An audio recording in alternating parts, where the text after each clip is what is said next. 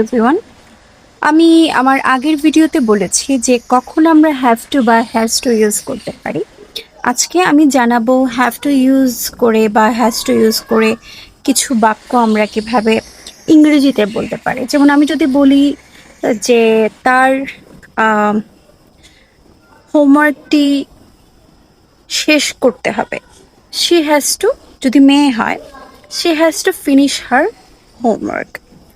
আমি যদি বলতে চাই যে আমাকে এখন যেতে হবে, আই হ্যাভ টু গো নাও। আমি যদি বলতে চাই যে আগামীকাল তাকে তাড়াতাড়ি ঘুম থেকে উঠতে হবে, আমি কিভাবে বলতে পারি? He has to get up early tomorrow.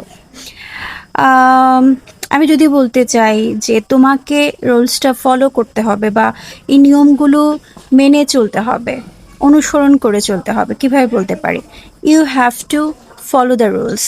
তাহলে কি বুঝলাম? কোনো কিছু আমাদের করতে হবে বা করা প্রয়োজনীয়, এরকম কিছু বোঝাতে আমরা হ্যাভ টু বা হ্যাজ টু ইউজ করতে পারি।